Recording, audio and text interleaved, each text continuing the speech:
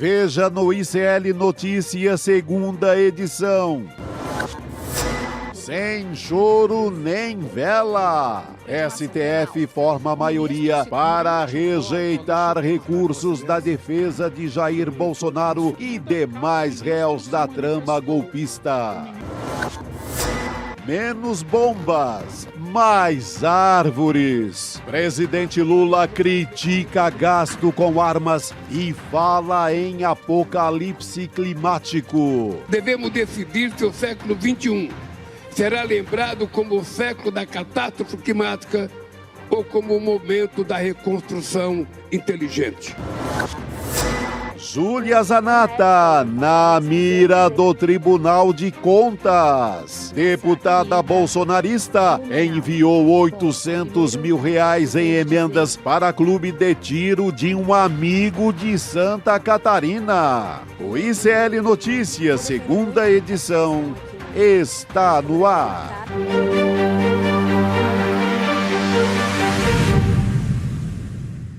Olá, boa tarde.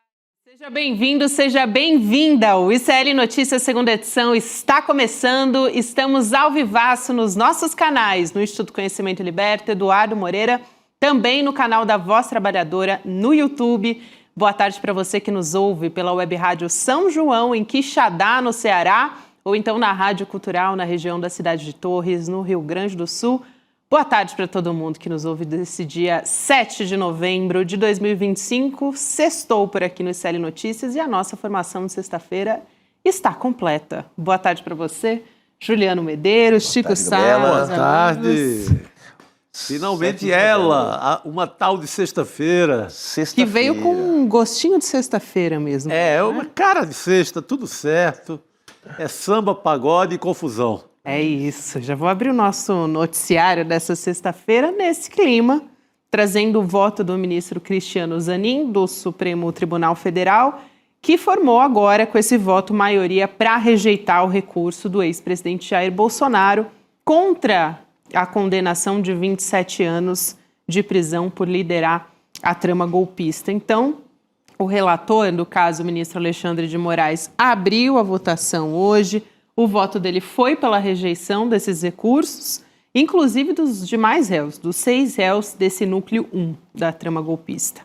Ele foi seguido depois pelo ministro Flávio Dino e os argumentos do ministro Alexandre de Moraes a respeito da defesa, é de que eles reproduzem só inconformismo, abre aspas e fecha aspas para essa palavra que usou o Alexandre de Moraes, com esse desfecho, que teve o julgamento ali, sem apresentar de fato nenhuma situação de omissão, nenhuma contradição. Então, o julgamento que está em plenário virtual ainda, até a próxima sexta-feira, falta o voto da ministra Carmen Lúcia, lembrando que o Fux, ele saiu dessa turma. Vazou.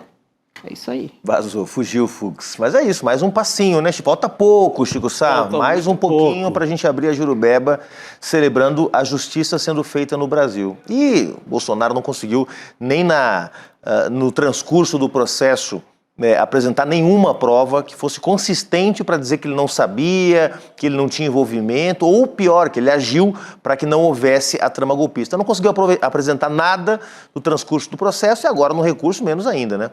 Imagina se vai conseguir apresentar no recurso, Chico, alguma prova de que não estava por trás da articulação golpista depois do trabalho exemplar que o Gonê fez, que o Ministério Público fez, para mostrar toda a trama, passo por passo, etapa por etapa, né?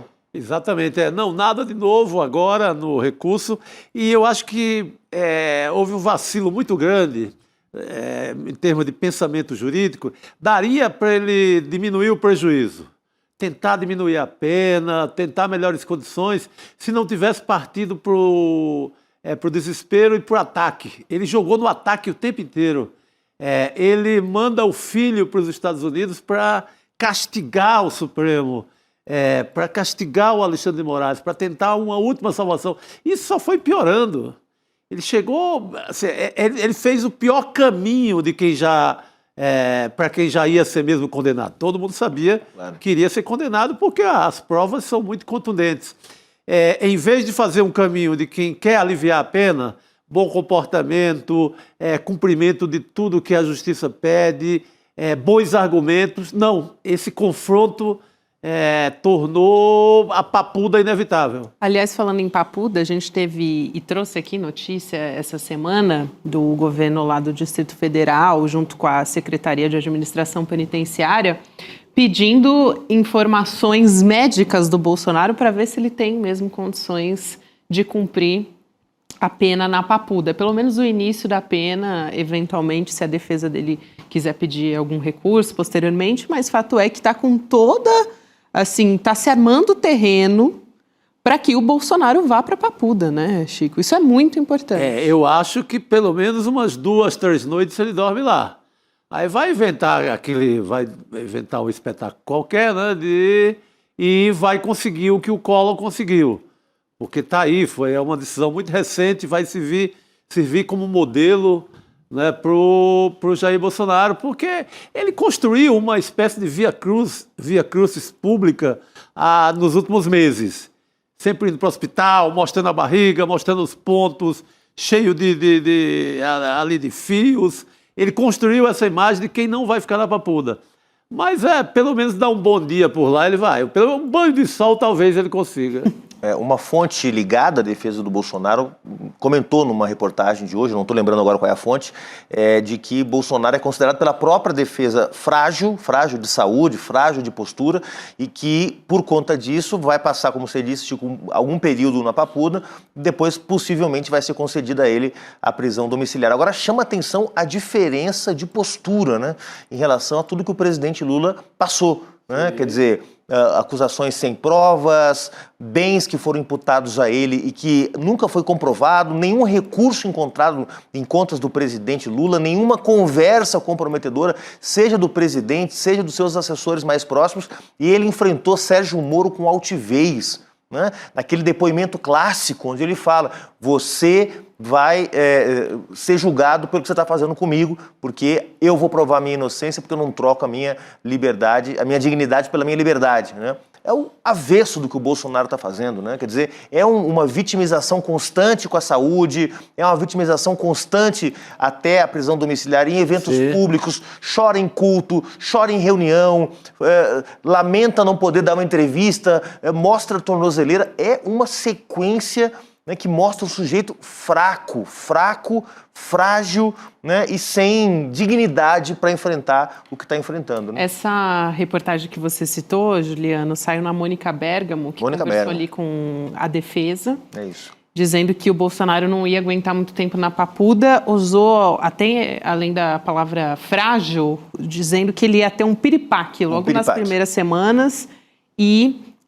ao Alexandre de Moraes não restaria outra alternativa senão autorizar a prisão domiciliar. Foi essa matéria que saiu lá na Mônica. Uma jornalista que vai atrás da fonte, que vai atrás da origem da notícia. Eu tô aqui só de olho sempre. Né? Muito bem. Sempre assim. Aliás, aproveitar para mandar um abraço para a galera da Unicamp ontem. Leandro Demore e eu estivemos lá no Festival de 10. O carinho da galera da Unicamp com o ICL. Mandaram beijos a vocês. Maravilha, nosso abraço. E ao Chico, porque foi do ladinho da Faculdade de Jornalismo. Então, muita gente foi lá conversar com a gente. Pô, que bacana. Mandou um abraço para todos vocês. Muito bom, muito bom. Nosso abraço a todos também.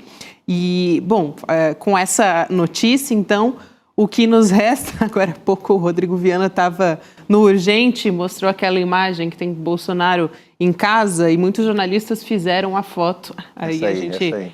Tem a imagem dele dentro de casa, mas tem uma foto que mostra a grade, né, da casa do Bolsonaro. Eu acho que é a foto da Gabriela Biló, né? Isso, Que é outra craque aí na fotografia. Sempre craque do fotojornalismo. consegue fazer da confusão de Brasília uma crônica ali, né, do que está acontecendo, como ninguém. Ele disse que seria um aperitivo, Rodrigo Viana, do que pode acontecer muito em breve.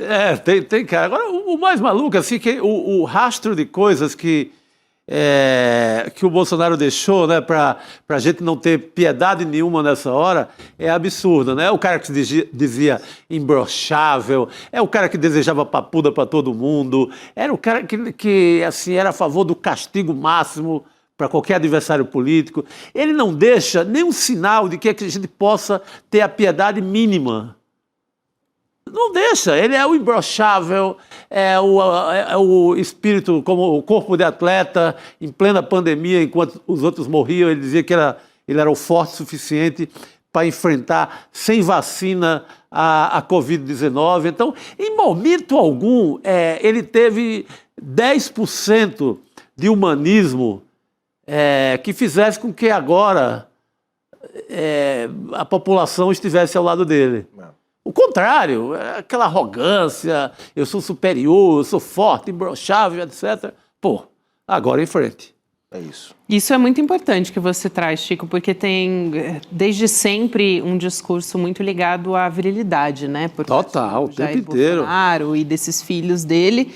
E toda vez que se fala em prisão, o que se mostra é o contrário, né? Não, o Bolsonaro teve que ir às pressas para o hospital quando saiu a decisão da condenação, ele foi às pressas para o hospital, foi fazer exames, os advogados dizendo que a condição de saúde é muito frágil por conta das cirurgias, mas o que ele demonstra sempre, agora também não está falando porque não pode, por decisão da justiça, porque... Exatamente, não, toda uma imagem construída em cima da macheza, testosterona, não é, assim, como o machão, etc., agora ele vai buscar outra imagem, que é o homem frágil, doente, sem condição de enfrentar cadeia, e vai na cola do amigo dele, Fernando Collor de Mello, e vai conseguir.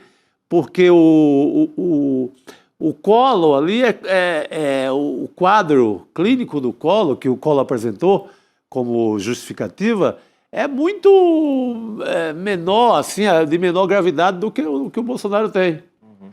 Então, eu acho que não tem como não conseguir, mas... É uma condição de prisão humanitária. Exatamente. Coisa que ele não deseja para ninguém, né? Que ele, imagina, há 2 anos atrás, 4, que seja, falar de uma prisão humanitária para o Bolsonaro. Ele ia dizer que era coisa de maricas, como ele disse na pandemia.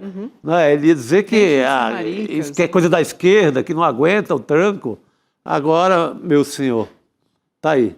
Agora, já dá para sentir no ambiente político do Brasil o bem que faz o Bolsonaro estar ausente, né? Ah, sim. Semanas e semanas sem uma entrevista desse sujeito, semanas e semanas sem ele inventar uma confusão. Nossa, isso é ele se engalfinhando entre si, né? Eduardo Bolsonaro gravando vídeo contra o Tarcísio, o Cláudio Castro brigando por uma vaga no Senado no Rio de Janeiro, o Flávio Bolsonaro com a Detone se detonando em Santa Catarina. Exatamente. Quer dizer, o Carlos, melhor dizendo. Então, assim, o ar volta a ficar respirável no Brasil com o bolsonarismo fora de cena.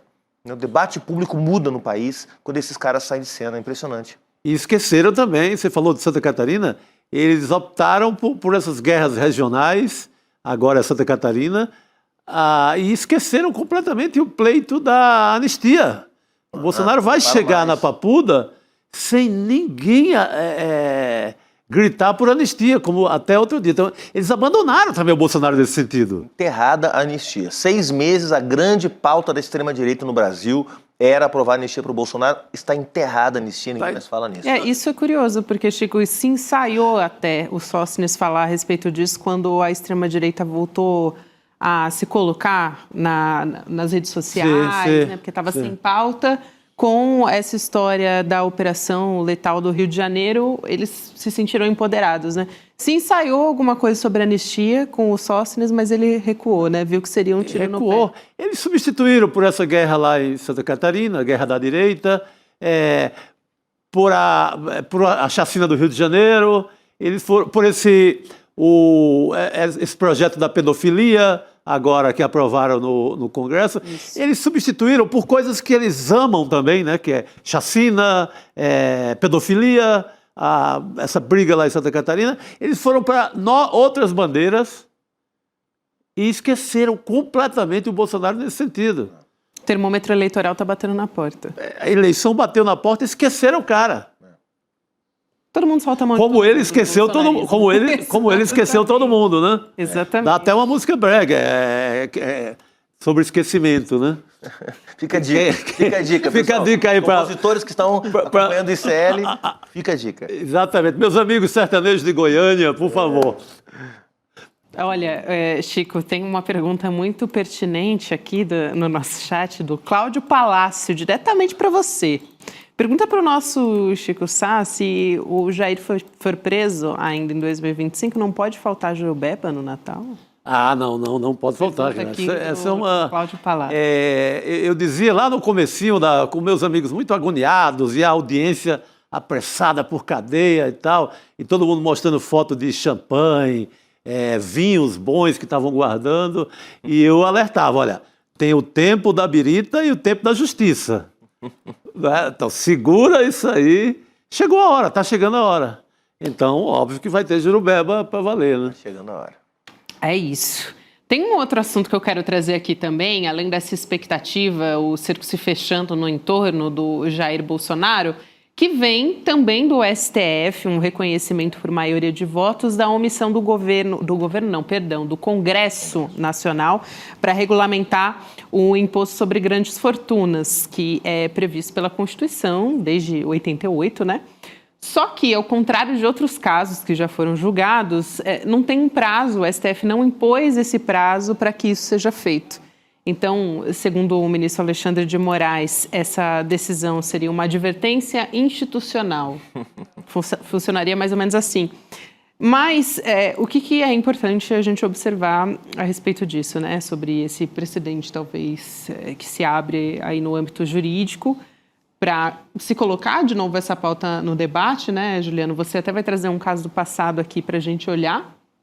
E também mostrar um pouco como o STF talvez esteja se alinhando à visão do governo sobre a questão da justiça tributária, que é uma pauta muito importante para o governo Lula e que tem sido colocada constantemente.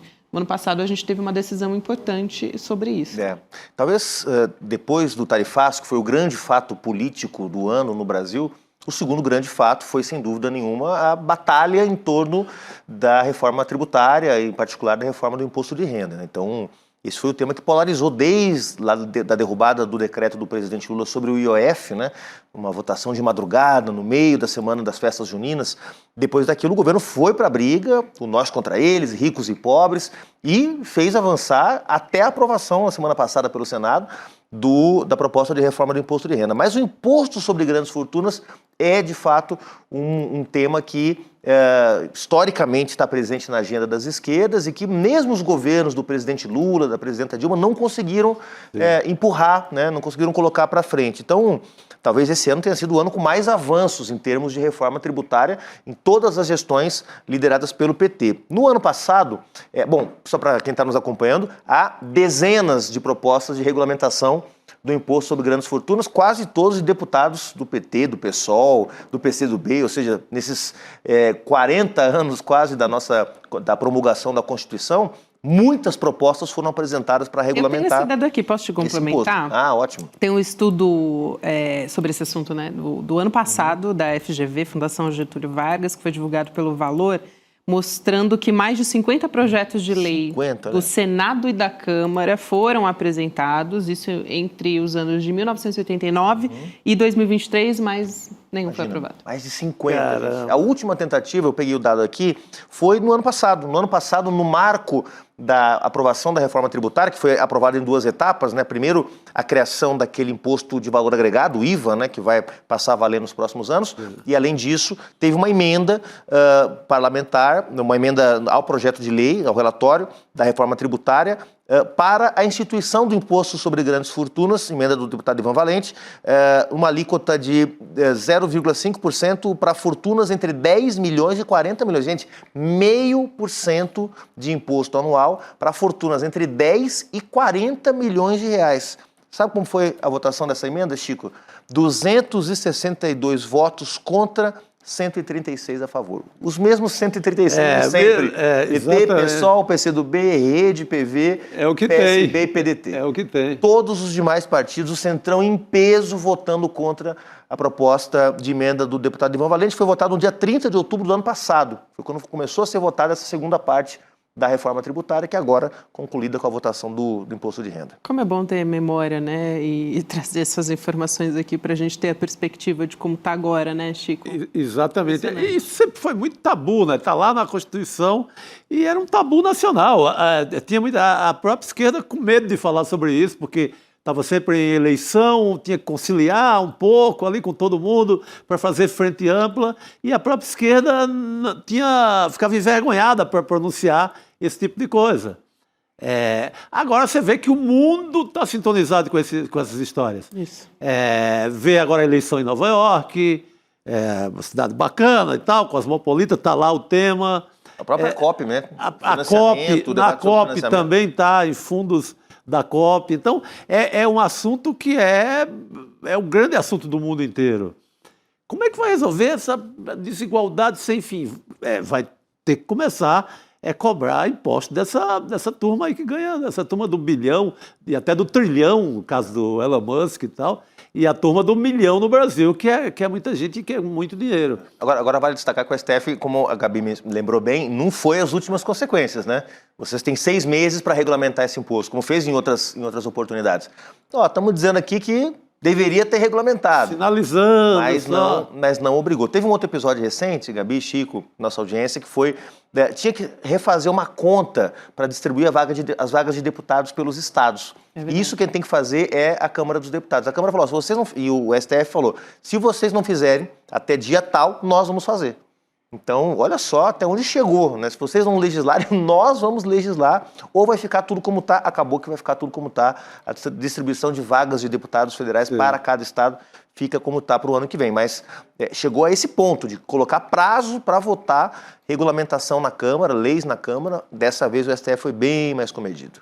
E está bastante sincronizado também com a aprovação da isenção para quem ganha até R$5.000 por mês lá no Senado, né? A gente já teve a aprovação dessa semana, muito pronunciamento do próprio ministro da Fazenda, Fernando Haddad, todo o governo, né, na verdade, sobre como isso é uma medida, um passo importante no sentido da justiça tributária mesmo. E eu acho que a gente vai ficar nisso, não avança mais do que isso legislatura.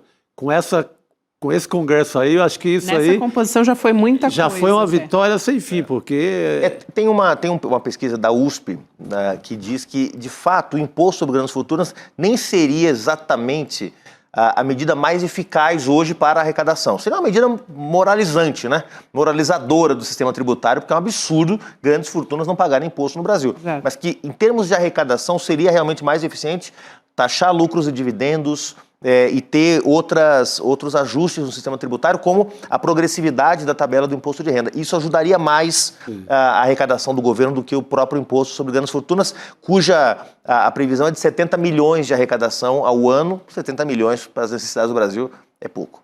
Muito pouco. Ainda é pouco. É bem observado. E você estava agora há pouco, Chico, você acha, né, que chamou a atenção para esse fundo, ou foi você, Juliano, sobre a COP30? Sim. A gente vai falar, claro, a respeito disso. Teve mais um discurso hoje do presidente Lula que aconteceu numa sessão temática na COP, né, sobre a transição energética, e ele criticou o gasto com armas, falando em apocalipse climático. Então a gente vai assistir essa fala e volta a conversar a respeito disso. Vamos lá. O conflito na Ucrânia reverteu anos de esforços para a redução da emissão de gás de efeito estufa e levou à reabertura de minas de carvão. Gastar com armas o dobro do que destinamos à ação climática é pavimentar o caminho para o apocalipse climático. Nesta COP, os negociadores devem buscar entendimento. E nós, os líderes, devemos decidir se o século XXI será lembrado como o século da catástrofe climática ou como o momento da reconstrução inteligente. Só lembrando, Juliano, como a gente estava falando aqui nos bastidores, a gente ainda está na semana anterior à abertura da COP, que tem as lideranças de diversos países que estão reunidas, né? Então é a cúpula dos líderes antes da abertura oficial. Gabi, a fala do presidente ontem e hoje foram falas muito precisas apontando o problema. O problema é, os países ricos precisam colocar o dinheiro para financiar a transição. Se fala em 1,3 trilhão de dólares, é muito dinheiro. Na COP do Azerbaijão se sinalizou com 400 bilhões, um terço disso. Então falta muita grana para poder financiar a transição, e financiar a transição significa financiar sobretudo os países pobres, que precisam se desenvolver, mas por um caminho diferente daquele que os países ricos se desenvolveram, queimando muito petróleo, queimando muito carvão, poluindo e promovendo o caos climático que a gente está vivendo. E hoje também chamar atenção para o que significa o gasto militar também é muito importante. Mas vejam a imagem do presidente Lula hoje. Quem está do lado do presidente expressando essa grande contradição que o Brasil vai enfrentar durante toda a COP, não tem jeito. Todos os jornalistas estão perguntando a mesma coisa, de esquerda, de direita, de centro, para o presidente Lula e para os seus assessores, porque nessa imagem que a gente viu, quem está do lado dele, Alexandre Silveira, o homem do lobby da mineração, o homem do lobby do carvão, o homem do lobby do petróleo, ministro de Minas e Energia, do PSD, do Kassab, e do outro lado, Davi Alcolumbre, o homem do lobby do petróleo na Amazônia. Então, fica uma imagem contraditória na medida em que o Brasil reconhecendo, através da ministra Marina Silva, da ministra Sônia e do próprio discurso do presidente Lula, que nós estamos caminhando para um colapso climático. E colapso climático, pessoal, não é colapso dos rios, das florestas, da biodiversidade, é da vida humana também, viu?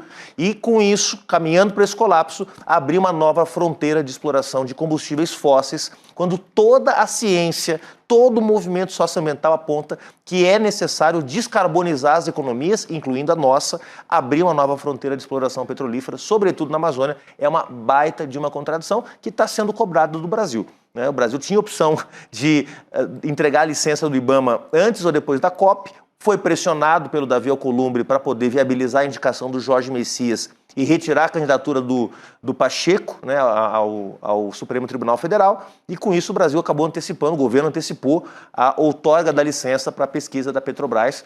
E só para você que está nos ouvindo, pesquisa da Petrobras, porque uma vez encontrado o petróleo lá, esses poços vão para um leilão da ANP e qualquer multinacional, porque é isso que diz a lei brasileira, qualquer multinacional, Exxon, Chevron, Shell, podem explorar o petróleo da Amazônia. Então, para você que está iludido achando que é a Petrobras, então o petróleo vai ficar aqui, vai ser bom para o Brasil, vai desenvolver a região, saiba que não é assim que funciona, porque os leilões da ANP, lamentavelmente, jogam esse petróleo na concorrência internacional. É importante, só reforçando o que você está falando, contrariando pareceres técnicos do IBAMA, né? Depois voltaram atrás e aí liberaram, ainda que tenham tido diversos, quase 30 pareceres técnicos, segundo reportagem da Soma Uma, que tem um foco bastante importante em meio ambiente. Chico, eu queria ressaltar esse ponto que o Juliano destacou sobre essa contradição. A gente falou muito sobre isso aqui ontem, o Lula usou a palavra contradição no discurso dele ontem. Porque admitiu, né? Ele sabe que a realidade é essa. A foto de estudo, né? Ontem não era o Alcolumbre, mas era o Hugo Mota. Sempre essa foto vai... Não. Que é a foto dessa amplitude aí do que... Só que o pior da foto é que ela não entrega no Congresso nada. Normalmente não entrega. Tem que ser quase na marra, né?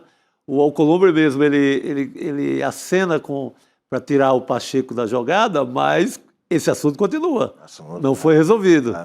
Então, essa turma demora muito a entregar quando entrega. E cobra caro. Cobra muito caro. É isso. Só ressaltando aqui também mais uma fala do presidente Lula falando sobre essa contradição. Ele até falou em direcionar parte dos recursos da exploração do petróleo para a transição energética, né? É importante, porque, Gabi, olha só, no ano passado, mais de 300 bilhões de dólares foram gerados de receita da exploração petrolífera no Brasil. Petrobras e outras companhias privadas também. Desse, sabe quanto por cento foi investido em transição? 0,16%. Não é 1,6% nem 16%, é 0,16% de toda a riqueza gerada com a exploração de petróleo, que gera gás de efeito estufa, que vai para exportação, foi investido em energias renováveis. Então tá certo o presidente Lula que tem que usar esse recurso para energia renovável. Qual é a contradição? É dizer, só que para isso eu vou ampliar a exploração de petróleo. Aí é contradição. Para ter mais dinheiro e daí ter mais dinheiro para transição. Aí não fecha a conta, entendeu? É aquilo que eu vou exportar mais soja, mais boi para fazer reforma agrária depois. Não dá, gente. A conta simplesmente não fecha. É isso aí, Juliano. Muito obrigada. Obrigado você. Professor. Vamos pensar nessa sexta-feira. Eu vou estar a partir de segunda-feira em Belém do Pará, então também entrarei aqui no N2, no N1. Excelente. Quem me chamar, N1, N2, aqui. Elga, a Luzia. Atenção, diretoras. Elô, Me chamem. Elô da produção.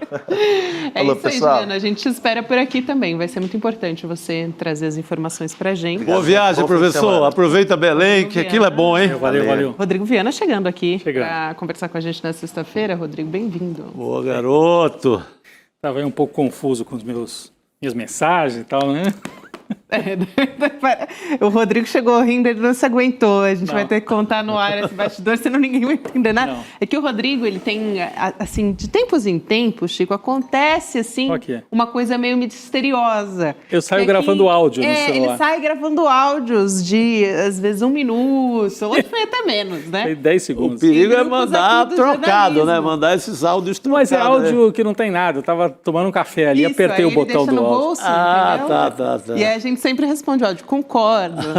Por aí Beleza, vai. é isso aí. Não se aguentou. Hoje a gente teve esse. Eu É. adoro esses momentos que acontecem. É um mistério, né, Rodrigo? A gente não sabe como é que. Como é O que meu esses celular dados tem são vida parados. própria, ele tem vida própria. Isso, é isso. Como diria a Laura Coach, é o pocofone. Que a É gente isso tem aí, o aqui. meu pocofone. Eu e o Rodrigo temos pocofone. Muito bom. Falando nisso, não em pocofone, mas em tecnologia, a gente vai ter nesse final de semana o lançamento do novo livro do Eduardo Moreira, falando sobre realidade fragmentada em que a gente vive, sobre as nossas relações mediadas pela inteligência artificial. Então, a gente vai ter o lançamento do É Só um Jogo. E se nada disso fosse real, o novo livro do Edu Moreira, que, aliás, já teve finalista, né? Outros livros, né? Que foram finalistas do Prêmio Jabuti. Então, ele está prestes a lançar mais esse livro. Vai ser no dia 9, é domingo agora, dia 9, 8 horas da noite. Você pode se inscrever em icl.com.br/livro para poder ter desconto, né? Porque quem assistir durante o lançamento e, de repente, adquirir o livro, tem desconto durante o Desconto e autógrafo. Não é pouca Ô, coisa. louco. É. Aí é muito bom, muito bom. A gente chega por aqui trazendo outros assuntos, por aqui também. E parece que nossa convidada já está a postos, não é isso, Ricardo Gouveia, que estava me avisando aqui, o nosso diretor, no meu ponto. A gente vai chamar a deputada federal Érica Hilton, do PSOL, que é autora da PEC que propõe o fim da escala 6x1. Deputada, seja muito bem-vinda, é um prazer te receber. Obrigada, um prazer meu estar aqui conversando com vocês e debatendo temas tão relevantes e importantes ao nosso país. Obrigada pelo convite. Importantíssimo, deputada. Sempre antes de grandes avanços, como esse seria um deles, né? Direitos de trabalhadores, por exemplo, 13º salário, licença maternidade, sempre na imprensa pipocavam aquelas manchetes. Vai quebrar, né, as empresas, o lobby, enfim, no Congresso. O 13º tem uma manchete do jornal O Globo, assim, que vai acabar o mundo. Foi nessa que eu pensei. Não vai ter mais Brasil se aprovarem o 13º. O 13º está aí, foi aprovado, conquista dos democratas, conquista da esquerda, e no Brasil não quebrou. Muito pelo contrário. Os empresários também, aliás, parlamentares ligados ao empresariado na Constituinte de 88 também davam entrevistas falando não tem como as mulheres terem direito a uma licença maternidade tão longa, porque as empresas vão quebrar, não tem como. Eu queria te ouvir um pouco sobre isso, porque sempre a gente tem, né, antes de grandes avanços de direitos, no caso, direitos trabalhistas, a gente sempre tem esse tipo de movimentação, né? E a gente está na iminência da tramitação da PEC também, da jornada 6x1, levando em conta todo esse histórico que a gente tem aqui no Brasil, deputado. Bom, você citava coisas mais recentes, mas eu gosto de voltar antes ainda. Na abolição da escravidão, os argumentos também eram o mesmo. De que se abolir a escravidão, nós teríamos uma quebra da economia, uma derrubada da economia, uma destruição do país. O mesmo Globo do 13º fez uma matéria muito tendenciosa numa capa de domingo, não me lembro do qual domingo, recente, uma matéria recente, falando da queda de 16% do PIB com a redução da jornada de trabalho, que é por si só um absurdo quando a gente pensa, por exemplo, na redução do PIB durante a pandemia, que não chegou nem perto disso. Essa é uma conta que não se faz, que não se para de pé, é realmente tendenciosa, porque demonstram que, na verdade, o pano de fundo dessas argumentações não é uma preocupação econômica, não é uma preocupação com a economia, porque nós também estamos preocupados com a economia. Nós não estamos fazendo um debate leviano, vamos reduzir sem olhar para o pequeno, sem olhar para as questões, para os setores e as suas especificidades, sem olhar para tudo aquilo que é interessante. O pano de fundo dessa discussão é a manutenção da precariedade de alguns grupos que, para determinadas elites, não merecem tempo de descanso, não merecem melhor remuneração, não merecem dignidade. É uma herança colonial mesmo, desse período escravocrata, que algumas pessoas precisam trabalhar até a morte para não chegarem a lugar nenhum. Porque dizem, trabalhe até a morte, porque o trabalho traz dignidade, trabalhe até a morte, porque se você não tem nada, é porque você... E nós vemos pessoas que trabalham desde muito novas e numa condição de não conseguirem romper com uma determinada mazela, pobreza, desigualdade estrutural que está para além do trabalhar ou não trabalhar. Então, quando a gente escuta esses argumentos mais uma vez, que não tiveram sequer preocupação de sofisticar, você usar o mesmo argumento que você usou na abolição da escravidão agora, em 2025, demonstra a indecência, porque você nem buscou adaptar, modernizar, buscar um outro mecanismo para criar pânico. É uma busca incansável por aprisionar nas... Opa, a gente teve uma interrupção aqui na internet da deputada federal Erika Hilton. Voltamos, deputada.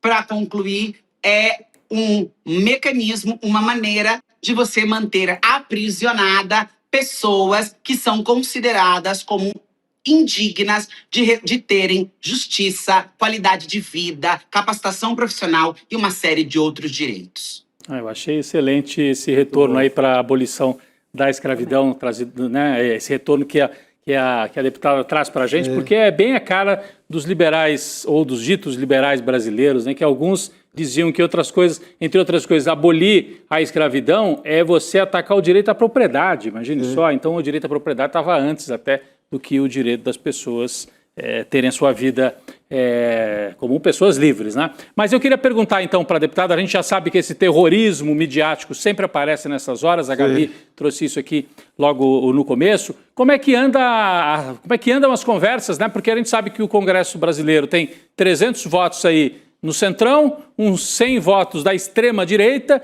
Como é que está essa negociação para trazer um pedaço, pelo menos, dessa turma para a civilização, vamos dizer assim, para a civilização no campo do trabalho, das relações de trabalho e civilização para que as pessoas tenham um direito a lazer, tenham direito a ter pelo menos 2 dias, que antigamente se falava a semana inglesa, né? 5 dias de trabalho, 2 dias de descanso.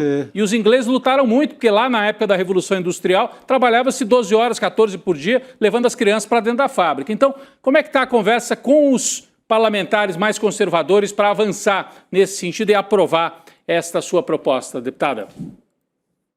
Trazer o Congresso brasileiro, em especial a Câmara dos Deputados, para a civilização, eu acho que é a nossa grande batalha. Não só para a civilização do ponto de vista do mundo do trabalho, da dignidade da classe trabalhadora de ter tempo de descanso, tempo com a sua família, tempo de frequentar suas religiões, porque tudo isso é roubado quando a gente fala de escala 6x1. Mas a gente tem assistido um congresso que é o congresso da PEC da bandidagem, o congresso que é o congresso favorável a que estupradores sejam pais, que crianças sejam mães vítimas de um estupro. Então nós estamos falando de um congresso completamente antagônico ao processo de civilização.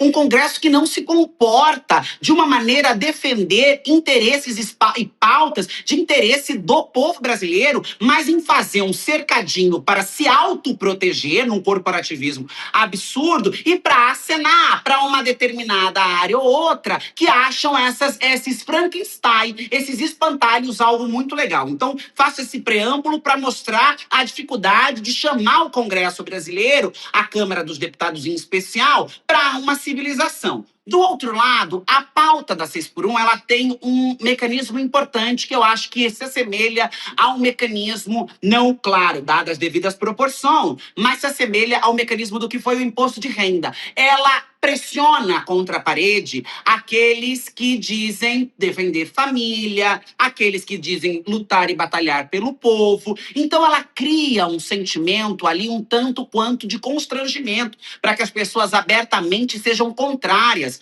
a essa proposta. Nós tivemos um número de assinaturas superior ao necessário para protocolar a pauta muito rápido, contando com assinaturas de deputados do Centrão, que demonstra a nossa capacidade de articular essa pauta. O que eu tenho feito agora é uma via sacra pela a esplanada e conversado com os ministérios. Cheguei na semana passada com o ministro Haddad, a ministra Simone Tebet, a própria ministra Gleice, que eu tenho falado muito, porque eu tenho buscado do governo, para além de dados e encaminhamentos, para que a gente deixe a proposta redonda, parada de pé e pronta para ser levada ao plenário da Câmara dos Deputados, também o apoio institucional, para que o governo possa nos auxiliar nas articulação com essas bancadas mais conservadoras. E isso tem dado alguns bons resultados. O governo entrou mais dentro da discussão da proposta e tem ajudado a conversar. Nós ainda talvez não tenhamos os 318 votos necessários,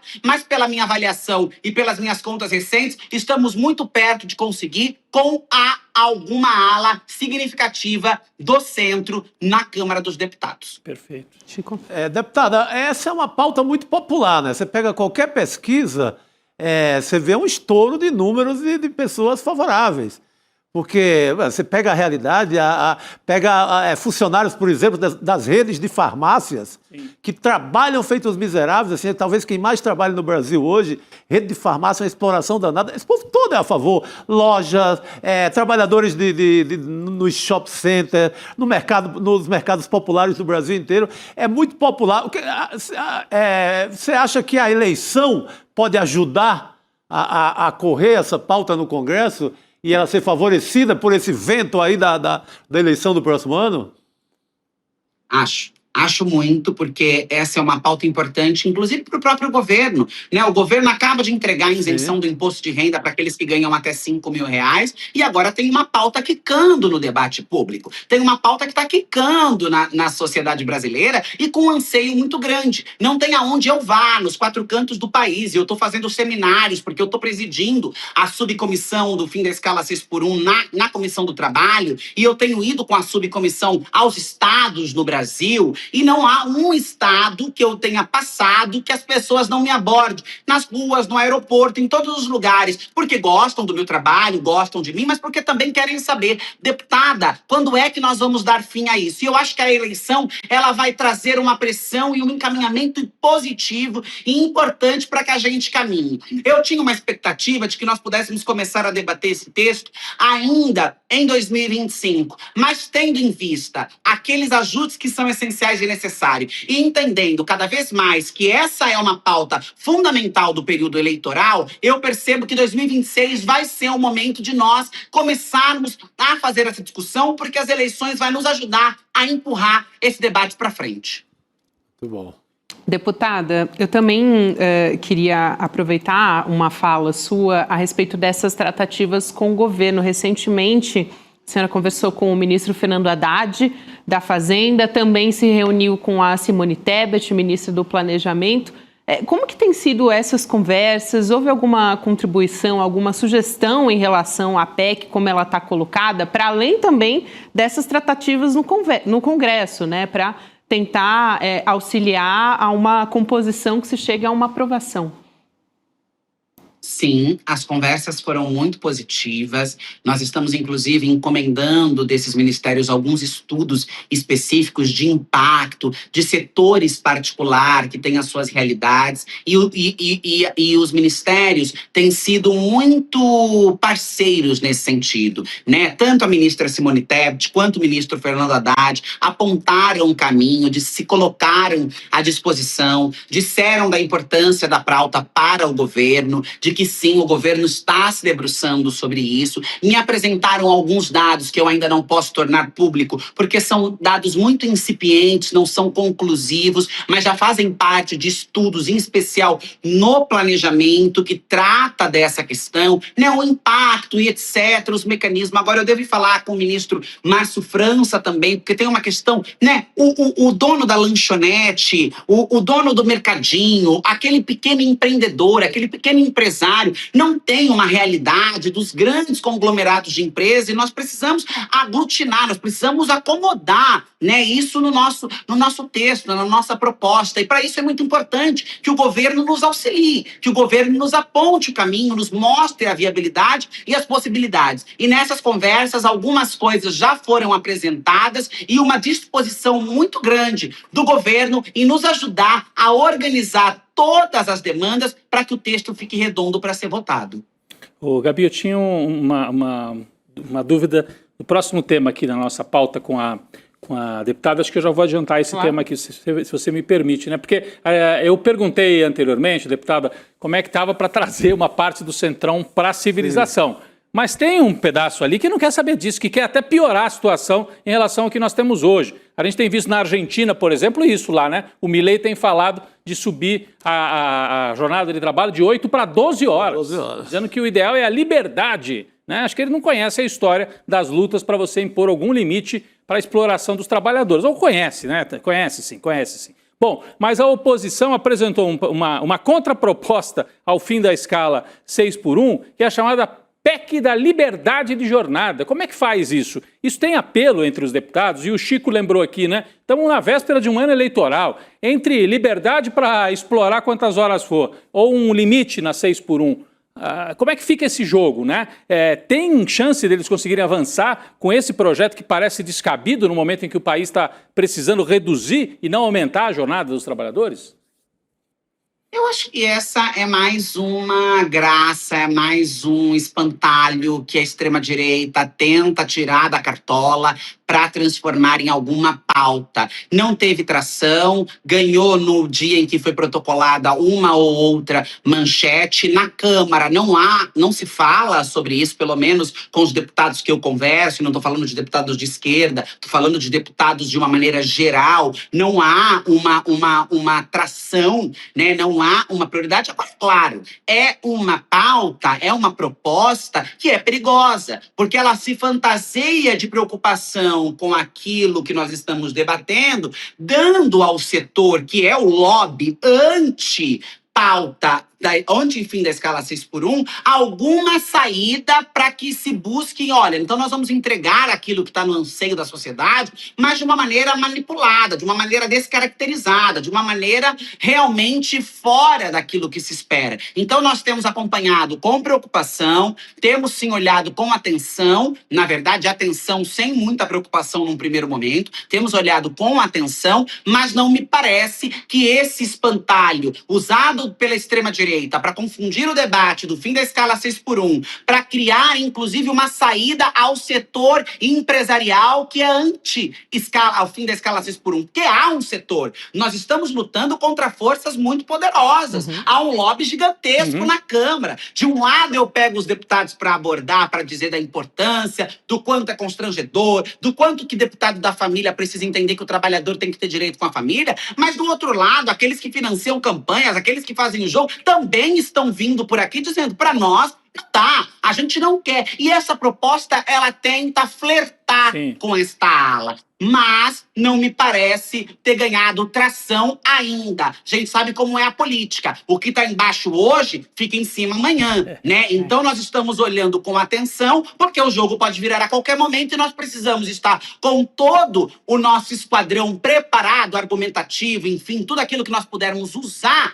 para contrapor essa que é, na minha opinião, um espantalho da confusão e de jogar para debaixo do tapete, que é importante, e criar uma fantasia, uma ficção, o que eles são muito bons em fazer. Na pauta da segurança pública, por exemplo, agora, fizeram um espantalho do terrorismo, como se fosse resolver a questão da criminalidade. Na 6x1, estão fazendo a mesma coisa. Pegam algo, vendem como uma solução, mas que no pano de fundo é só para continuar encobertando e ajudando os seus colegas coleguinhas. É isso mesmo, deputada. É um prazer te receber aqui, um excelente trabalho por aí. É um prazer te receber. Um abraço, deputada. Até uma próxima oportunidade. Prazer meu, um abraço, ótima tarde. Boa noite. Deputada federal Erika Hilton, autora da PEC que propõe o fim da escala 6x1, conversando com a gente aqui no N2. Eu fico curioso para saber se, até queria, se isso ainda avança esse ano ou vai ficar para o começo do ano que vem, né? Porque o ano já está bem no eu acho fim, que no né? próximo ano, no embalo da eleição. É isso que você falou. Acho que nesse caso o calendário eleitoral favorece muito essa proposta, né, Chico? Seria um belo avanço, né? A organização, a OIT, a Organização Internacional do Trabalho, fala nisso há séculos.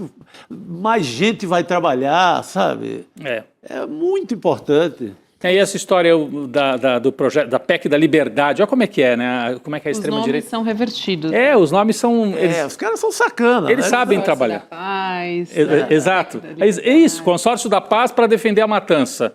PEC da liberdade para defender o direito de explorar. Né? Não, cada trabalhador pode escolher livremente quantas horas ele quer ser explorado. Pode ser 16 horas por dia, basta você querer.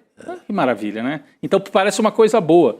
Mas, assim, é claro que é uma disputa no campo da chamada ideologia, né? Você introjetar, colocar para dentro daquele que está sofrendo a exploração a ideia de, opa, então eu vou defender isso. É uma disputa pela mente das pessoas. Disputa pelos corações e mentes. Eu vou defender trabalhar mais e ganhar menos. Coitado do empresário. O cara me falou que é legal isso. Parece que é legal. Né? Agora, isso que eu achei um ponto importante, tem que dialogar bastante com o pequeno empresário, aquele que gera 3, 4 empregos, que esse fica preocupado, e é uma preocupação mesmo. Imagina se você é dono de um restaurante, de uma pequena loja, não estamos falando das grandes redes, né, Chico? Sim. Organizar suas escalas. Mas o sujeito tem uma pequena loja, um pequeno comércio, tem 3 funcionários. Ele fala, como que eu vou ter que contratar mais um? Será que eu consigo, não consigo? Você sabe, Rodrigo, que a ministra Simone Tebet falou sobre isso nas conversas que eu tive com ela, que poderia ser, eventualmente, nessas conversas que a Erika Hilton tem tido com o governo, poderia ser criado, por exemplo, um incentivo visando justamente o pequeno. Esse pequeno. Até eu, que não sei de nada, eu já tenho a solução para isso. Fala, Chico, qual é? Tem 17 setores aí, bilionários, que é isento de tudo, que é inclusive a mídia. Não paga o imposto sobre folha de pagamento. Tira um pouquinho desse setor de 17, do baronato aí, dos grandes industriais, etc. Tira e resolve o problema da padaria, do dono de bar, do pequeno comércio, que realmente vai precisar de uma ajuda. Talvez ele enfrente dificuldade no começo dessa história. Depois a vida avança e anda, como o 13º, como tudo isso, que hoje o pequeno paga, todo mundo paga. Eu fico pensando nisso, justamente. Quem tinha uma padaria lá em 1960, 13º, nossa, a Volkswagen vai conseguir pagar, mas eu não vou conseguir pagar o 13º. Né? Eu acho que esse cuidado, né? Cobrir no primeiro momento... O pequeno. Nessa largada, segurar a onda do pequeno e tirar desse... tem cara aí de setores bilionários com isenção de impostos. É demais. Esses pagam e a padaria é liberada. E é importante esclarecer esses pontos, Chico e Rodrigo também, porque no ano que vem a gente vai estar num ano eleitoral, e pensando em quem tem um interesse pela promoção dos direitos do trabalhador, né? Então, quer dizer, está conversando com um governo que tem a intenção justamente de promulgar essa medida, de ajustar conforme, tem que ter subsídios no início para que esse empresário não quebre, né? Esse pequeno empresário não quebre. Então, esse tipo de coisa acontece com governos que estão interessados, né, em incentivar o trabalhador, enfim, uma jornada mais humana com esses trabalhadores. Eu quero trazer uma outra pauta aqui falando, já que a gente está falando aqui de governos, né, mais progressistas, de extrema-direita. A gente tem uma informação que vem a partir do Tribunal de Contas de Santa Catarina recomendando que as emendas enviadas pela deputada federal, a Júlia Zanatta, do PL, sejam investigadas pela Polícia Federal e pelo Ministério Público Federal. Então, você está vendo aí na sua tela a deputada Júlia Zanatta, ela fez uma aplicação de uma emenda de R$800 mil num clube de tiro de um amigo dela na cidade de São José, na Grande Florianópolis. Esse valor, qual que é a alegação, né, para destinar esse valor? de que pagaria um curso de formação, aprimoramento e especialização. O Chico aqui do meu lado deu uma risadinha. Porque acho que estão aplicando. Quer aplicar? Pô. Essa palavra é boa, aplicação. Né? Ela aplicou legal, né? Pelo amor de Deus, não vai para cima da gente. E o que ela está justificando, né? Contrato de curso de formação, aprimoramento, especialização em táticas operacionais da Guarda Municipal de São José. Só que o Tribunal de Contas apontou que essa pesquisa de preços ali para o contrato foi deficiente, com indícios de direcionamento. Indícios de direcionamento... Mesmo se fosse cumprir isso, já está direcionado. É para beneficiar o amigo, né? Exato. Aí inventa essa linguagem toda. Quem tem que treinar a Guarda Municipal para qualquer coisa, inclusive para tiro, que agora a Guarda Municipal está armada até os dentes, não é o amigo do clube do tiro. Sabe? Não é. É gente especializada, é alguém que trabalha nessa história. Não é uma deputada, ela não é uma vereadora, ela é uma deputada federal. Exatamente. E isso não é uma... Assim, aí é outra licitação. Ela quis incluir isso aí e a prefeitura também no meio da história e combinar que a prefeitura vai beneficiar o amigo. Eu acho que ela podia mudar de nome, né? Júlia Mamata. Júlia Mamata, total. Júlia Mamata. Eu acho que é o momento de mudar o nome dela. Perfeito. Santa Catarina está no centro dos escândalos aí da extrema-direita. Eles estão brigando entre eles, mas nesse caso também... É bom para eles ficarem espertos, né? Para o público lá de Santa Catarina que bate no peito e fala: nós somos conservadores, defensores da família, dos bons costumes e tal. Que moral que tem a Júlia Mamata, ou Júlia Zanata, para bater assim e falar: eu sou defensora da moralidade pública. Que a extrema-direita avançou nos últimos anos no Brasil dizendo que ela era antissistema, o Bolsonaro em 2018. Eu sou contra o sistema. E carregou com ele várias candidatas e candidatos, principalmente homens, mas algumas mulheres, estapafúrdias, bizarras. Essa aí fez da marca dela essa, como é que é? Essa tiara de flores. Eu digo bizarra, não porque nesse caso tem uma relação com a extrema-direita europeia, que ela nega, mas é muito claro, né? Sim. E ela ficou famosa por causa disso. Se fosse só a tiara, não tinha problema. Agora ela está famosa por ter mandado 800 mil para um clube de tiro do amigo dela. Então, que defesa da moralidade é essa, deputada Zanata? Ela está defendendo a moralidade quando ela fala mal da galinha pintadinha, né? A galinha pintadinha. A galinha pintadinha é comunista, que vai doutrinar as crianças, aí ela se preocupa. Mas aí é que está, Gabi, Rodrigo, a esperteza da extrema-direita. Eles enganam o povo com essa história de mamadeira de piroca, galinha pintadinha. Eles jogam ali uma fumaça. É o espantalho que é. E, na verdade, o que eles querem é a emenda de 800 mil para o amigo. Mas joga ali essa cortina, joga a fumaça na frente, chamando galinha pintadinha de comunista. E aí todo mundo vai lá, se embeleza, corre. A gente, inclusive, corre ali para dizer, que absurdo. E eles lá na miúda, na moita, passando dinheiro para amigo de clube do tiro. Tem a Zanata passando dinheiro, a Mamata, para o clube do tiro em Santa Catarina e o Abílio Brunini acusado de entregar dinheiro. O Abílio Brunini, outro deputado da extrema-direita, bizarrão, que fazia escândalo lá na Câmara, virou prefeito de Cuiabá desse jeito aí e agora está sendo acusado, além de quebrar a prefeitura de Cuiabá, ele está sendo acusado de não conseguir gerir as contas, está sendo acusado de ter direcionado dinheiro da prefeitura para uma clínica veterinária. 656 mil reais. 650 mil reais, então 800 mil da Zanata para o clube de tiro e 650 mil do Abílio Brunini para a clínica veterinária de um sujeito que fez campanha eleitoral para ele. É sempre isso. Em nome da defesa do mundo animal. E eu fico pensando, eu olho para o Brunini e eu só penso em mundo animal. Total, ele totalmente é o próprio. respeito aos animais. Aos animais, é isso aí. Então ele faz ele joga a mesma coisa, vem com aquelas coisas surreais da extrema-direita, mas na hora H o objetivo é isso. Pegue o prefeito de Sorocaba, o tal do Manga, essa semana também... Afastado, né? Afastado do cargo. O que é que ele fazia? Aquela moralidade toda, inclusive estava em Brasília, fazendo lobby para a votação do projeto da pedofilia. Enquanto isso, um amigo dele lá, pastor em Sorocaba, com caixas e caixas de dinheiro. Então, é sempre uma enganação. Joga ali a enganação, A gente cai e fica falando, pô, que absurdo, esses caras são malucos. Maluco nada, nenhum rasga dinheiro.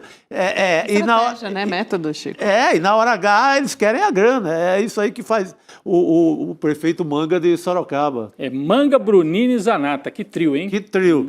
Em 3 dias, denúncias contra os 3 de corrupção, de 3 que se elegeram falando em renovação da política. E sempre foi assim no Brasil, sempre, desde a época lá do Carlos Lacerda, vamos combater a corrupção contra o trabalhismo. Contra o trabalheiro. Né? Não, no caso do 13º que o Chico lembrou, a UDN falava de moralismo, que era para defender a família e a moral, enquanto isso queria vetar o 13º que os trabalhistas, o João Goulart, Getúlio, da turma do Vargas, tentava aprovar. Passaram-se 50, 60 anos e estamos no mesmo lugar. Mesma história. Não pode escala 6x1, mas pode mandar dinheiro para o amigo da Zanata. O Collor com aquela... Caçador de conhecido como Marajá. caçador de Marajá. Mesma coisa. Mesma coisa. Só para não deixar de informar aqui, que a gente teve em nota a Prefeitura de São José informando que todo o processo seguiu rigorosamente os trâmites legais, a legislação vigente, e a nossa reportagem procurou a deputada Júlia Zanata também, que não respondeu. Então, aqui está dado também o outro lado da Júlia Zanata. Também agora, já que a gente está falando aqui sobre notícias importantes dessa semana, gente, Revista Liberta está no ar, hein? Opa! Nossa revista eletrônica do ICL, edição número 9, está no ar. Matéria de capa é sobre a bancada evangélica. Essa é a discussão da semana. Aqui tem artigos exclusivos da Ava Santiago, o Ed René Kivitz e Home Bank, aí a nossa capa Evangélicos e a política, para você entender melhor esse cenário, enfim, como isso tem afetado as decisões políticas do país. Até houve recentemente um racha ali em uma parte da bancada evangélica, né? A gente teve o Othony de Paula, depois daquela operação sangrenta no Rio de Janeiro, ele se colocando ali como... falando em defesa de 4 vítimas, né, que foram mortos, que eram da igreja dele. Sim. Dizendo, nunca tiveram participação no crime organizado, no tráfico, enfim, e num discurso muito emocionado, teve um racha a partir dessa fala do Othony de Paula, também na bancada da Bíblia.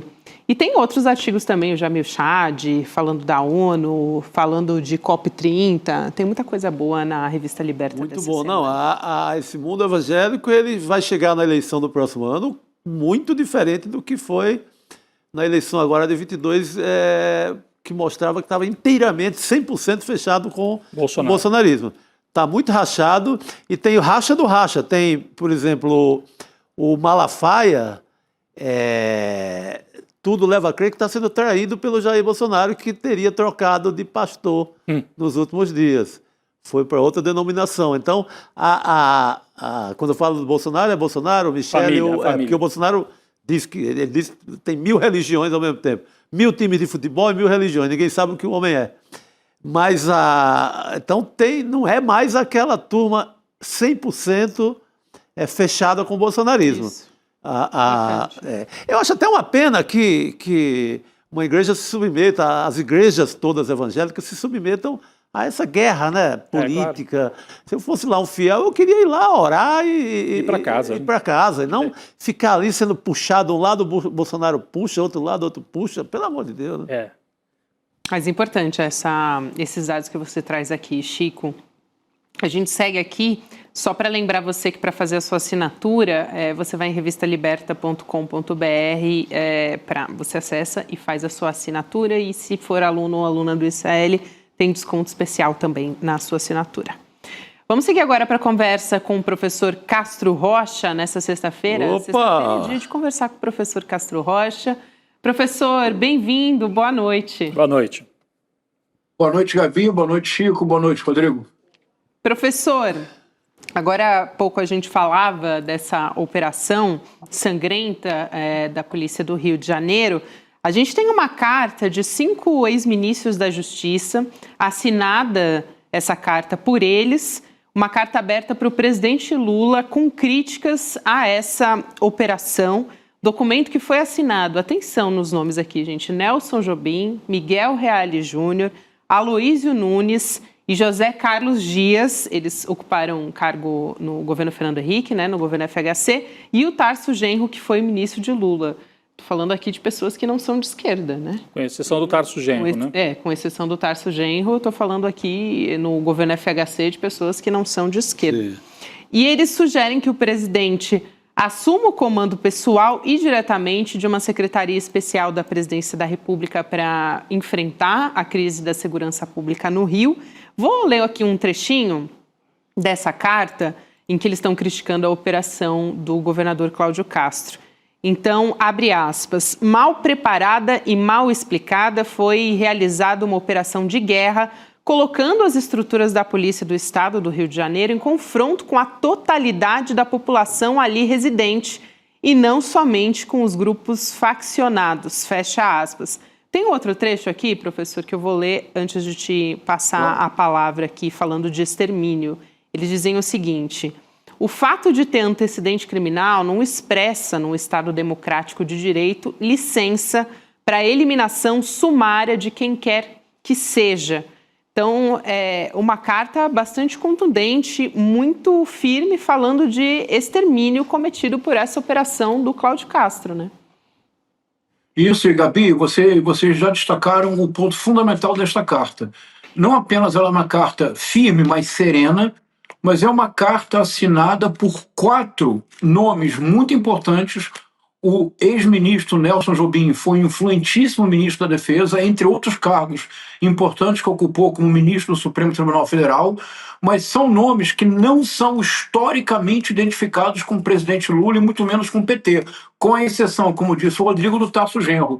Essa carta, Gabi, ela tem um potencial de ser o princípio de uma nova frente ampla para 2026, porque nós precisamos nos colocar no lugar da extrema-direita. É preciso pensar a partir do ponto de vista da extrema-direita. Gabi, quando o governo começou, o que dizia, por exemplo, o senador Ciro Nogueira? Era o tic-tac, porque o Brasil vai falir. E a extrema-direita, o primeiro discurso da extrema-direita é que, do ponto de vista econômico, o governo Lula seria uma debacle. Foi o primeiro discurso da extrema-direita. Resultado objetivo: o ministro Fernando Haddad deu uma entrevista anteontem com dados muito expressivos. O presidente Lula entregará, muito provavelmente, a menor taxa quadrienal de inflação. Os 4 anos do presidente Lula provavelmente serão os 4 anos de menor taxa média de inflação da série histórica dos últimos 20 anos. Entregará o menor índice de desemprego, o maior índice de novos mercados de postos de trabalho com carteira assinada. O PIB brasileiro, o provável é que na série histórica dos 4 anos do presidente Lula, o PIB cresça entre 9% e 10%. Recordando, Gabi, que de 2022 a 2012, o crescimento médio anual do PIB brasileiro foi 0, ou seja, não cresceu. O Brasil voltou a ser, no ano passado, a 8ª economia do mundo. Durante o governo Bolsonaro, caímos para 10º, depois para 12º. Ou seja, não somente o Brasil não faliu, como as indicações do ponto de vista econômico são muito mais favoráveis do que jamais se imaginou. No enfrentamento do que seria uma grave crise econômica, os 50% do tarifaço do Donald Trump, o governo reagiu de imediato, disponibilizou para exportadores prejudicados 40 bilhões de reais e ativamente ampliou os mercados para os produtos brasileiros.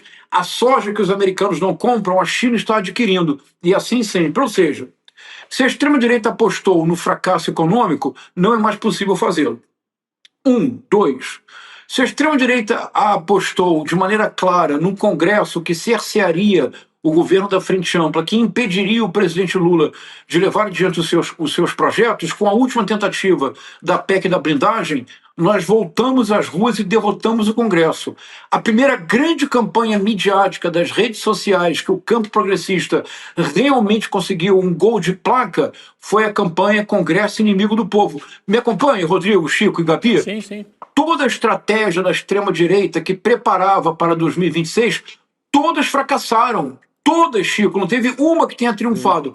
O que é que sobrou, Gabi? Só sobrou uma coisa: segurança pública. Não sobrou nada além de segurança pública. Por isso, a extrema-direita começa a fazer algo desde agora, que é trazer o nome do Nayib Bukele e aumentar ao máximo a situação que nós vivemos, para que todas as conquistas do governo Lula desapareçam diante do que seria, então, o apocalipse à segurança pública.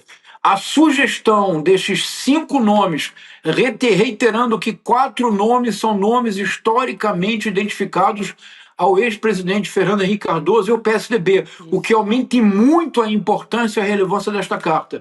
Eu espero demais, Gabi, que o presidente Lula converse com a ministra Gleisi Hoffmann, converse com seus auxiliares e que, no máximo, no início do mês de dezembro, o presidente Lula anuncie a criação de uma secretaria especial de segurança pública associada diretamente à presidência da República e que isso favoreça a aprovação imediata da PEC da segurança pública, que desde abril está no Congresso. Porque se o governo do presidente Lula der indicações claras de que reconhece a gravidade do problema da segurança pública, o que sobrará para a extrema-direita, Gabi? Essa carta tem uma enorme importância. Nós estamos falando dessa carta e, ao mesmo tempo, quer dizer, o Bolsonaro está às portas da cadeia. Eu estava pensando nisso, né? Assim, como é que eles tentam mudar a pauta, né? O professor Castro Rocha, Chico trazia, eles foram errando ou pelo menos quebrando a cara, né? Em várias apostas. Vai dar tudo errado na economia, não deu.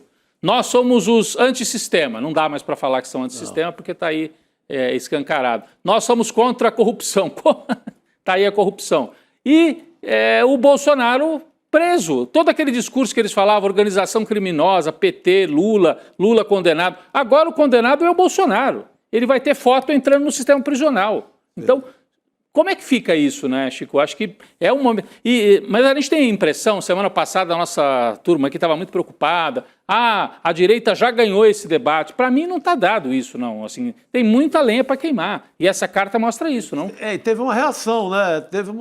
Não tem ainda, como o professor deseja, a criação de uma Secretaria de Segurança Pública, mas tem uma reação via Polícia Federal. Tem um plano do Ministério da Justiça que vai servir um pouco como laboratório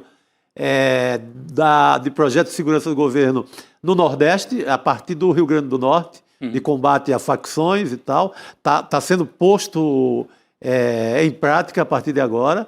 Então, o governo se mexeu, porque é o único tema que falta ter governo forte e bom. Não é? O governo atende em todas as outras áreas, o governo é um sucesso em todas as outras áreas, mas está faltando o governo nesse debate, mesmo sabendo que é uma atribuição constitucional das secretarias estaduais de segurança pública. Sim. Mas não dá mais para ficar dizendo isso, que é só o Estado que tem que cuidar, os estados e suas secretarias que tem que cuidar da polícia, etc. Não dá mais para ficar falando isso ou com desculpa. Tem que entrar no debate e no tema e agir. Sem dúvida. Não dá... porque acho que se resolve isso...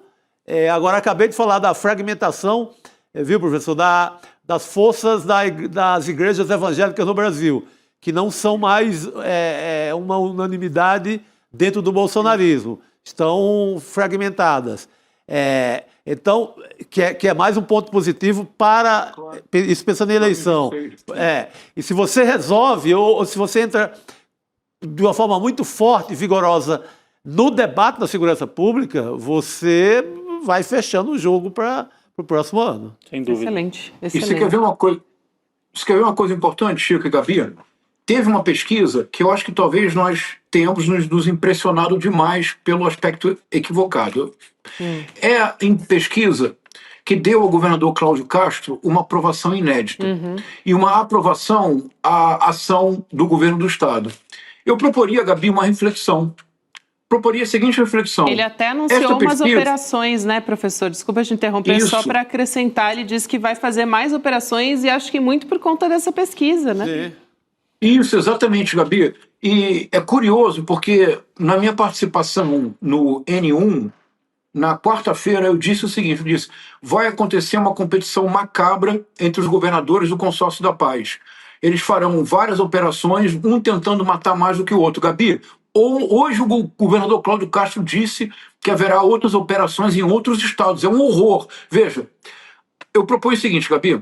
Nessa pesquisa, existe um lado que cria uma esperança para nós da esquerda democrática. Sabe qual é? Eu proponho que, na verdade, a população não está apoiando o político Cláudio Castro, embora é óbvio que ele é favorecido pela operação.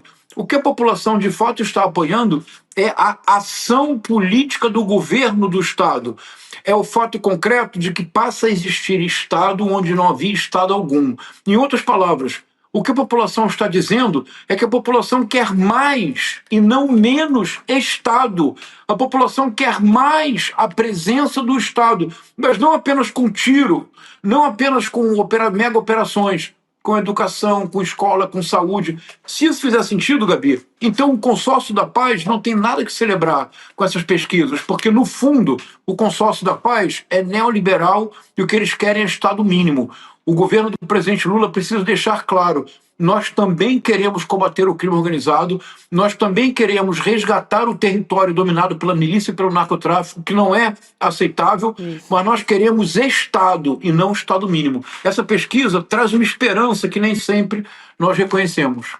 Eu acho que esse olhar que o professor traz aqui é muito importante para a gente ter um discernimento, né, do que foi colocado nessa pesquisa, e acho que realmente esse olhar que o professor traz não é o recorte que tem sido colocado, estampado muitas manchetes, e até que impulsionou ali o Cláudio Castro, Rodrigo. Não, além da Polícia Federal agir Brasil afora, o Chico citou o Rio Grande do Norte, tem também a possibilidade de investigações das facções no Rio de Janeiro e da milícia, especialmente no Rio de Janeiro, baterem no próprio governador. É claro que a Polícia Civil do Rio não vai fazer essa investigação, mas a Polícia Federal pode chegar lá. Claro. E tem aí um zum de que está caminhando nesse sentido. Por isso que o Cláudio Castro faz bastante barulho, tentando salvar o pescoço, né? Tentando deixar mais caro para o lado do governo federal, eventualmente mostrar que ele é um sujeito ligado a criminosos, ou pelo menos leniente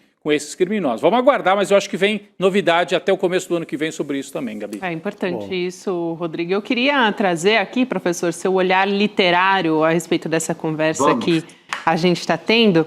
Tem um paralelo hoje que a gente vai trazer, o professor Castro Rocha, né, que traz essa proposta entre o livro Sertões, do Euclides da Cunha, e também a música Diário de um Detento, dos Racionais, né? Todo mundo conhece aqui. Vamos começar lendo um trecho dos Sertões aqui, professor? Vamos lá, vou colocar, nossa equipe vai colocar aqui na tela. Então a gente começa. Hoje eu vou tentar um impossível. Eu vou tentar um impossível hoje, você me ajuda? Claro, eu vou tentar, professor. Vamos lá. Vivendo parasitariamente à beira do Atlântico dos princípios civilizadores elaborados na Europa e armados pela indústria alemã, tivemos na ação um papel singular de mercenários inconscientes. Além disso, mal unidos àqueles extraordinários patrícios pelo solo em parte desconhecido, deles de todo nos separa uma coordenada histórica, o tempo. Aquela campanha lembra um refluxo para o passado e foi, na significação integral da palavra, um crime. Denunciemo-lo. Professor, o primeiro trecho do livro Sertões. Vamos lá. O final, aquela campanha foi, na significação integral da palavra, um crime. Denunciemo-lo. Nós poderíamos utilizar pelo que aconteceu no dia 28 de outubro. Aquela mega operação do governador Cláudio Castro foi, na acepção integral da palavra, um crime que nós queremos denunciar. Gabi, de que trata essa passagem? Essa é uma passagem, uma das mais importantes de toda a cultura brasileira. 1902, o Euclides da Cunha publica Os Sertões, em que ele acerta contas com ele mesmo, Gabi, com seu passado. A campanha de Canudos aconteceu entre os anos de 1896 e 1897 e todos os canudenses foram exterminados, sobraram pouquíssimos. Alguns poucos que conseguiram fugir, foram todos massacrados. O Antônio Conselheiro, cumprindo a verdadeira função de um líder messiânico, tendo tido a chance de abandonar o Canudos, o arraial de Canudos, ficou até o final, orando com os fiéis e morreu no arraial de Canudos. O Euclides da Cunha, Gabi, quando ele era jornalista na província de São Paulo, futuro estado de São Paulo, publicou um texto que foi um texto fundamental para criar uma noção de que em Canudos havia um desejo de voltar-se à monarquia, e o exército republicano foi mobilizado para destruir Canudos. Não era verdade. A difusão da fake news de que Canudos era uma tentativa de voltar à monarquia, Gabi, foi feita por quem? Pelo Euclides da Cunha. Ele sai de São Paulo, chega em Salvador, começa a se informar sobre a realidade da Bahia. Ele se aproxima do Monte Santo, ele se aproxima do Arraial, e os artigos que ele manda para a província de São Paulo começam a mudar. Ele começa a dizer, não, mas a resistência dessa gente é heróica. Eles não têm condições objetivas de resistir, e, no entanto, eles lutam até o final. Esses homens se agarram aos canhões como se estivessem lutando pelo último momento de suas vidas. E ele reconhece que o sertanejo é, antes de tudo, um forte. E ele diz, esses extraordinários patrícios, os sertanejos, que lá em São Paulo ele desprezava e consideravam que eram todos fanáticos. 5 anos depois do final de Canudos, 1897, 5 anos depois, Gabi, ele volta e escreve e publica os Sertões. E nos Sertões ele reconstrói completamente a sua percepção da história. E o livro, que todos conhecem, é composto por 3 partes. A terra, o homem, a luta. Na terra e no homem são relatos técnicos, minuciosos, difíceis de atravessar. Muitos não leem, Gabi, passam direto para a luta, que é o conflito em Canudos. Mas quando isso acontece, não se entende de fato o objetivo do Euclides. O que Euclides nos está dizendo, Gabi, é o seguinte: se a terra tivesse sido palmilhada, se a terra tivesse sido conhecida, se o homem tivesse sido contactado, se houvesse diálogo com esse homem do sertão, então o livro, Gabi, teria só 2 partes, porque a luta não teria acontecido. O ideal de Euclides da Cunha ao escrever Os Sertões era um alerta. Enquanto a terra não for conhecida, enquanto o homem não for contactado, enquanto não houver diálogo de verdade com o outro, sempre haverá uma luta. Lá foi para dizimar o Arraial de Canudos. No dia 2 de outubro de 1992, foi algo próximo do que aconteceu no dia 28 de outubro. Vamos ao diário de um detento, Gabi? Vamos, professor. Aliás, obrigada, porque só o professor Castro Rocha mesmo para me proporcionar esses momentos. Tocou nessa questão da mudança do repórter Euclides da Cunha, que chega lá com a cabeça totalmente cheia das fake news que tinha ouvido, e ele vira o jogo dele mesmo e passa a defender a turma do conselheiro. Bonito, não é, Chico? Muito bonito. Ele foi pautado. Bonito isso, não é? Essa mudança. Foi pautado pela oligarquia paulista, né? Totalmente. Aquele bando de fanático, não sei o que, lá do Nordeste, aquele desprezo que costuma ter na metrópole de São Paulo com o resto do Brasil. É isso. É isso. Vou aqui trazer a leitura agora, o trecho que o professor escolheu de Diário de um Detento. Então a gente tem: sem padre, sem repórter, sem arma, sem socorro. Vai pegar HIV na boca do cachorro. Cadáveres no poço, no pátio interno. Adolf Hitler sorri no inferno. O Robocop do governo é frio, não sente pena, só ódio e ri como a hiena. Ratatatá, Fleury, sua gangue. Vão nadar numa piscina de sangue. Mas quem vai acreditar no meu depoimento, dia 3 de outubro, Diário de um Detento? Essa parte final, falando do Fleury, foi justamente num contexto do massacre do Carandiru, que muita gente fez a comparação com a operação letal do Rio de Janeiro, né, professor? Isso. Gabi, agora todas as pontas se atam de maneira dolorosa. Vocês se recordam qual foi o último dia em que o Arraial de Canudos foi dizimado? Qual foi o último momento em que sobraram um homem e algumas crianças, e centenas de soldados, diz Euclides, como feras, a verdadeira barbárie, foram metralhados e mortos? Gabi, foi o dia 5 de outubro de 1897. No mesmo mês de outubro, no dia 2 de outubro de 1992, o governador, então Fleury, ordenou ao coronel da Polícia Militar de São Paulo, Biratã Guimarães, a invasão do complexo do Carandiru. 111 mortes no dia 2 de outubro. O Jocenir, que é esse poeta, o Jocenir era um dos detentos, Gabi, que sobreviveu. Por isso, no final, ele data 3 de outubro, diário de um detento. Ele contou a história na hora que a história aconteceu, no calor da hora. 111 pessoas mortas. Algo que nem sempre nós lembramos, Gabi, que é muito importante, Rodrigo e Chico. Os 111 detentos que foram mortos dentro de uma penitenciária é a fronteira que se apaga entre civilização e barbárie. Porque uma vez que alguém está preso, independentemente do crime que cometeu, pelo qual está cumprindo a sua pena, esta pessoa está sob a responsabilidade do Estado. Exato. Assim como quando uma pessoa é presa, detida pela polícia, a partir daquele momento, independentemente do crime que cometeu, esta pessoa está sob a responsabilidade e, portanto, proteção do Estado. Matar 111 pessoas dentro de uma penitenciária é apagar a fronteira entre civilização e barbárie. Canudos, 5 de outubro de 1897. O massacre do Carandiru, 2 de outubro de 1992. Nós jamais esqueceremos, Gabi, porque há um Euclides da Cunha, há um Jocenir, há os Racionais M6 e a voz alto-falante do Mano Brown. 28 de outubro de 2025. O número é maior que o do Carandiru. E todas aquelas pessoas que teoricamente justificaram a mega operação é porque havia, Gabi, mandados de prisão. Mas uma vez que existe um mandado de prisão, o Estado tem a obrigação, Chico, de prender.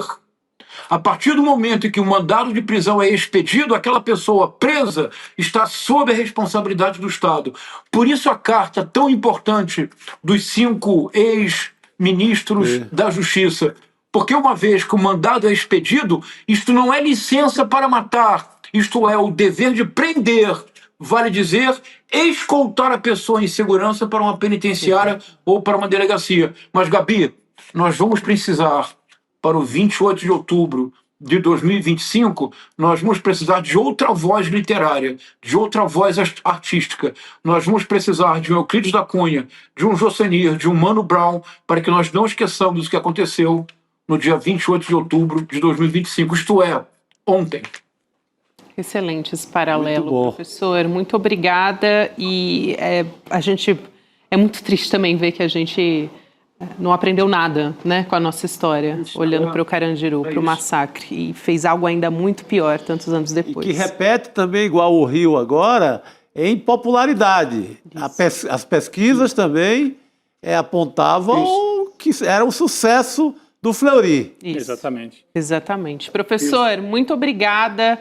Uma ótima sexta-feira. É sempre um prazer ter você aqui com a gente. Obrigado. Obrigado, Gabi. Obrigado que conseguimos o impossível hoje. Obrigado. Opa, Boa noite. muito bom, Você sempre professor. consegue, Mais uma professor. vez. Sempre consegue o impossível aqui Boa na noite. N2. Obrigado. Obrigada. Boa noite. Boa noite. E a gente está falando de sexta-feira, tem Cine CL, hein, de sexta-feira, com o Duda Leite. Vamos assistir o que tem para a sessão de cinema de hoje? Vamos lá. Minha dica de hoje é o documentário britânico O Homem que Sabia Demais, de Michael Oswald, sobre o espião Colin Wallace. O Homem que Sabia Demais é a história de um ex-oficial da inteligência militar britânica envolvido em operações psicológicas na Irlanda do Norte, chamado Colin Wallace. Ele espalhou notícias falsas, criou um pânico em torno de bruxaria, difamou políticos e tentou dividir e gerar conflitos entre comunidades, organizações e indivíduos. Após a exibição, eu vou conversar com a jornalista Isabela Boscov, que é fã de cinema desde que se entende por gente. Até lá e boa sessão. Aí, então, a Isabela Boscov, que é muito conhecida, né?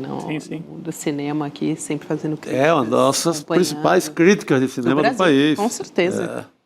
Vamos nessa, então, acompanhar a exibição de O Homem que Sabia Demais. Aliás, tem um grupo exclusivo do CineCL também, que é o icl.com.br/cinegrupo. É um grupo do WhatsApp, aí você pode receber spoiler, o link da sessão também e outras informações sobre o filme. Você já recebe aí direto no nosso grupo do Zap. Sextou então, Chico? Opa, agora sim, né?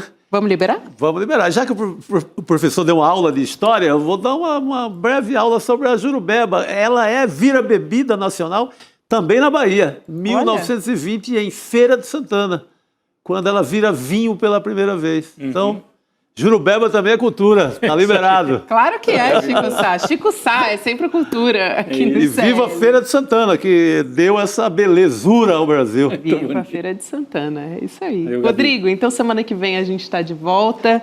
Chico Sá também. Semana continua aí. A gente já está em novembro, hein, gente? Vamos que ainda tem muita coisa para caminhar. Opa! Jair a caminho da Papuda. semana que vem. Isso. Aí é outro drink especial. Vamos beber mais Jurubeba quando vier esse dia. Vamos nessa, pessoal. Boa noite. Até semana que vem a gente Valeu. vai estar de volta. Você fica com o Cine CL agora. Tchau, tchau.